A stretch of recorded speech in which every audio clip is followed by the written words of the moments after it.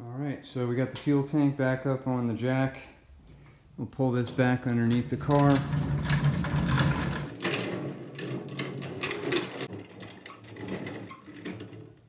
Okay, so we positioned the gas tank back underneath approximately where it's going to go. And then we were able to drop the straps back down so that now we can lift the tank up and then we can bring the straps underneath. And so we'll lift the tank a little bit, make sure we're lined up, and then now, before we get the tank too high in place here, I'm going to reconnect the red wire to the unit, and then we'll move the hoses out of the way and get it up closer to the top of the body. Okay, so here's the connector, and you'll see right over here is where it goes right onto that brass top, and just push that down into place, and that's got some slack. Now we can lift the tank the rest of the way up.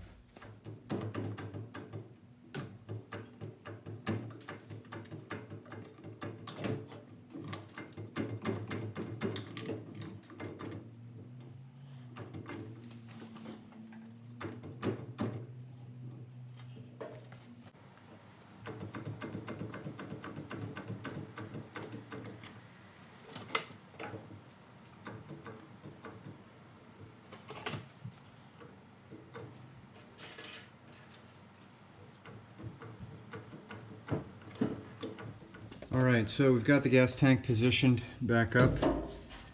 Got the straps roughly where they need to be. We're going to reattach here on each end on each side. I've cleaned off the bolt. We'll put the bolt through and reattach here. Again, this is a 15mm socket wrench for this. We'll do the same thing on the other side to there. Then when we're done with that, we'll reattach the ground cable from the new sending unit, and then I'll reconnect the hoses up at the top, and then we'll check it again, make sure everything's lined up. Alright, so now we've got the bolts back in here on the right side, as well as right above me here on the left side.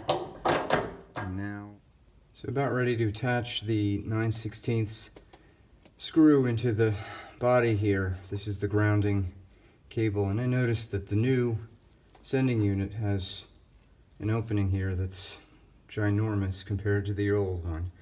And so what we're going to do is I'm just going to put a washer in between the base of this screw and that opening to make sure we have a connection here that doesn't slip out. So here we are with the washer. That's going to bridge that gap a lot better. And we'll attach that here. And just give this a few turns. Make sure that's snug against the body. And that's it. Check. Good. Now last step.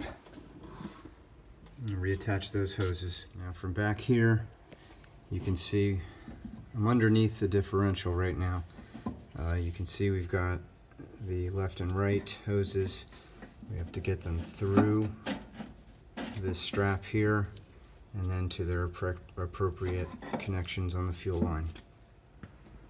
With the hoses now through here, I've put the clamps further back so we have some room. We'll just bend these and push them back down, get them connected on here. Once I push them in, then I'll clip these and put the clamps back up top. Alright, so we've just finished up here. Just to show you, we got the hoses back on up top and the compression clips on each hose at the right spot. Again, yellow on the left. We also have the 5.5-inch piece hose in here I showed you before.